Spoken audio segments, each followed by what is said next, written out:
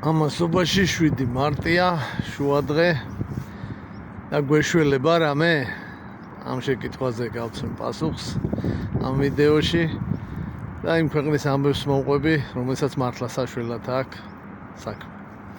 სანამ ყურებას გააგრძელებთ, დაალაიქეთ ვიდეო, გამოიწერეთ ჩემი გვერდი, გირჩევთ გამოიწეროთ ჩემი Telegram არხი, სადაც გაცილებით მეტი ინფორმაცია იდება. და მხარდაჭერის სურვილმა გააკეთეთ დონაციები, ანგარიშის ნომრები მითითებულია პროფილზე და კომენტებშიც ვაგდებ ხოლმე შიგადაში. ხშირად წერენ ამას, გვეშველება რამე, განსაკუთრებით Facebook-ში მყავს ბევრი ახალი გამომწერი და იმათაც უხებთ ხოლმე ეს საკითხი. მე ვთვლი, რომ საშველი დღესდღეობით საქართველოს არაფერი არ ჭირს. ქვეყანაში გვაქვს მშვიდობა და კარგი ეკონომიკური ზრდა. ეს არ ნიშნავს, რომ გადასარევად ვართ, რომ ევროპას გადავასწარით და რომ პრობლემები არ არის. არ ნიშნავს, მაგრამ საშველსა და გადასარევად ყოფნას შორის ძალიან დიდი დიაპაზონია, მეგობრებო. ხა მე მაგალითად გადასარევად არ ვცხოვრობ ნამდვილად, მაგრამ არც საშველი არ მჭირს არაფერი. სადღაც შუაში ვარ და ვფიქრობ, რომ ცოტა თავს თუ მეტად გავანძრევ და მეც ვიშრომებ, კიდე უკეთესობა მექნება. და თქვენც ამას გირჩევთ. თავი და ხელი გაანძრიეთ, ორივეს ერთდროულად თუ მოახერხებთ, ეს საერთოდ კარგია და მაინდა-მაინც ხოცმთავრობის ან მიშას დაბრუნების ან მით უმეტეს ხაზარაძეს იმედად ვიქნებით, რომ ისინი აგაშენებენ რა. ეს არის ჩემი შეფასება ამ საკითხთან დაკავშირებით. რა თქმა უნდა, ეხლა სხვადასხვა პოლიტიკური ჯგუფები უტრირებას ახდენენ და თითქოს რაღაც კატასტროფულ სურათს გვიხატავენ, ხო? რომ ეს ნაცო პოზიცია, რომ ქვეყანა იქცევა, საერთაშორისო იზოლაცია, ჩელიაბინსკად აქციეს, ქვეყანაში დიქტატურა და ასე შემდეგ, ხო? რაც რა თქმა უნდა არ შეესაბამება სინამდვილეს. რა საერთაშორისო იზოლაცია ხა დღეს 13-მა ელჩმა გადაცა რწმუნების სიგელები ყაველაშვილს. 13-მა ელჩმა. მათ შორის 3 ევროპული ქვეყანა. ბელგია, ლუქსემბურგი და კვიპროსი. იქ არის კიდე სამხრეთ კორეა, პაკისტანი, აზიის და აფრიკის სხვა ქვეყნები. რაც შეეხება დიქტატურას, რა დიქტატურა? რასაც გინდათ იმას წერთ სოციალურ ქსელებში. ოპოზიციური მედია მუშაობს ნონ-სტოპ რეჟიმში. ერთი დაეხურათ, ისიც მთავრობას არ დაუხურია. სპონსორები მიხვდნენ, რომ ფულის ყრა იყო. ეგ ტელევიზია და მეტი არაფერი. ყოველდღე რაღაც აქციები და ისინია. როცა ხალხის რაოდენობაა ბევრი, რუსთაველი იკეტება.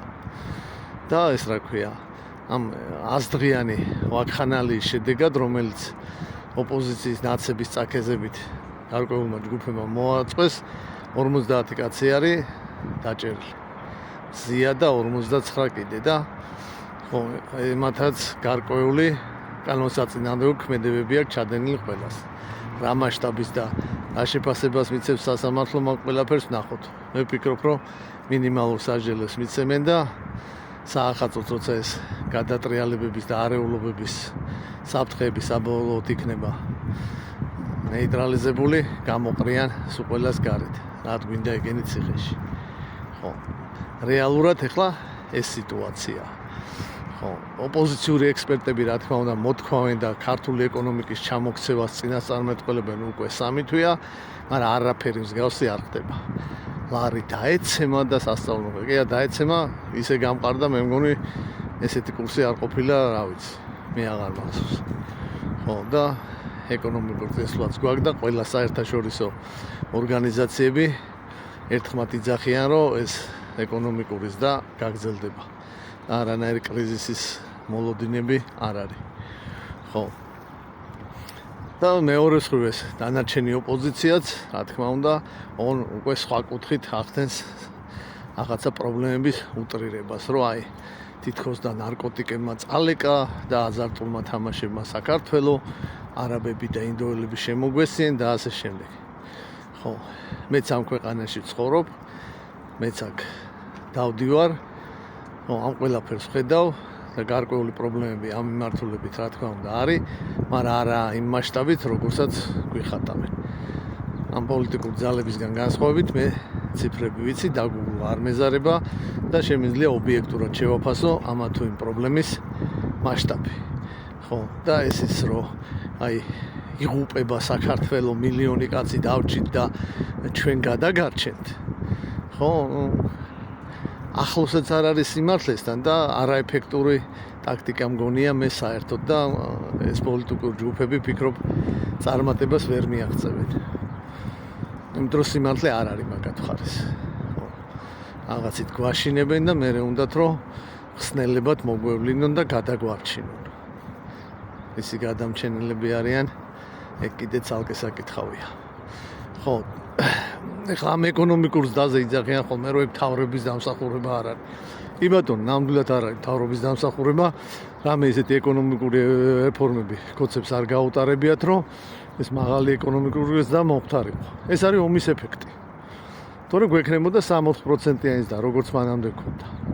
მაგრამ ეს ომის ეფექტი რო არის და ომმა რო ჩვენ ეკონომიკაზე დადებითად იმოქმედა, ეს არის იმის შედეგი, რომ ჩვენი მთავრობა და პოლიტიკური ელიტა არ აყვა გარკვეული ძალების, დასავლეთური ძალების აგიტაციას და არ ჩაერთო ომში, არ შეუერთა სანქციებს.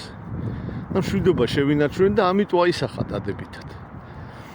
ხო, და ბიძინამდა ქართულმა ოცნებამ ეს მოახერხა, რომ პირველ მასზე დააყენა ადგილზე საქართველოს ინტერესი და არა გარკვეული დასავლური ძალების ომის პარტიას და deep state-ს რო ეძახიან და ყველა მაგას ეძახის, რომ იცინოდნენ ამაზე ვიღაცები, თამად ამერიკელები ახსენებენ უკვე ძალიან ხშირად. ხო, არ აყვა ამ ძალების იმას და შეინარჩუნა მშვიდობა და შესაბამისად ეკონომიკური ზრდაც მაგიტო არის. რაც ვერ მოახერხა მაგალითად უკრაინის პოლიტიკურმა ელიტამ. ხო, პუტინმა დაიწყო ომი ხო, მაგრამ თავად უკრაინული პოლიტიკური ელიტის ბრალეულობაც ამაში არის. ვერ დააყენეს თავისი ერის ინტერესები პირველ ადგილზე და აყვენ ამ ომის პარტიის და deep state-ის წაქეზებს მიდით ჩვენ აქა ვართ. რუსეთი სუსტია, რაკეტები არ აყავს, ჩვენ ჯოჯოხეთური სანქციებით ეკონომიკას ჩამოვშლით რუსების და თქვენ გაიმარჯვეთ. ხო, და მე რაღაც ეტაპზე რომ მიხდენ რომ ეს განუხორციელებადია და არ გამოვიდა და რაღაც თავის ინტერესებს პრინციპში მიაღწიეს კიდევაც, რაც უნდათ კონკრეტულად ამერიკელებმა, ხელები დაიბანეს ეხლა და შეატოვეს რა. ხო. ყველანაირი სამხედრო დახმარება შეუწყვიტა ამერიკამ, სადაზვერვო ინფორმაცია გადაუკეტა, გუშინ ჰიმარსების დამიზნების სისტემა გაუთიშეს, დღეს კოსმოსური ფოტოებზე წვდომა გაუჩერეს, Maxar Technologies არის ამერიკული კომპანია და ხო, აღარ აწვდის ამ იმას. ხო, და ეს და ევროპელებიც ხო, სიტყვით შენს გვერდით ვარ და ეუნებიან, მაგრამ რაღაც საქმით რო გვერდში იყონ, მაინდა-მაინც არ ჩანს. ანუ რომც იყონ რა უნდა ქნან ამერიკის გარეშე. ხო, უკრაინაში რა მოხდა ხა დღეს საინტერესო მოკლედ მასირებული სარაკეტო დარტყმა განახორციელეს რუსებმა. კომბინირებული რაკეტებიც იყო და შახედებიც. 58 რაკეტა იყო, სხვადასხვა ტიპის საჰაერო ბაზირების იქ კალიბრები გაუშვეს შავი ზღვიდან. იყო ისკანდერები, S-300-ები, მართვადი საავიაციო რაკეტები.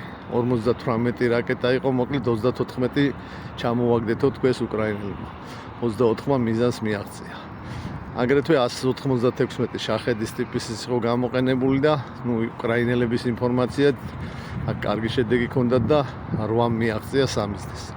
ხო, რა იყო ეს სამიზნები? ძირითადად ენერგეტიკა რა. ქვესადგურები და გაზის ობიექტები, მოკლედ გაზის გადამამუშავებელი ქარხნები, ეს გადასაკაჩი სადგურები და ასე შემდეგ და ბევრ ადგილას იყო ხანძრები. და რაღაც კადრებმა გამოჟონა კიდევაც. თუ მოახერხე მე კოლაჟის სახით, ამას ცალკე ვიდეოდ დავდებ. მაგრამ ეგ არ არის ხა უკრაინელებს თავარი პრობლემა.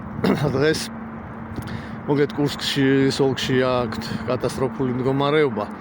რუსებმა იქ კიდე წინ წაიწიეს და უკვე თვითონ უკრაინული რესურსები იძახიან, რომ კურსკის ოლქში ყოფი უკრაინული დაჯგუფება პრაქტიკულად ოპერატიულ ალყაშია და სასწრაფო ზომებია მისაღები რაღაც სიტუაციის გამოსასწორებლად.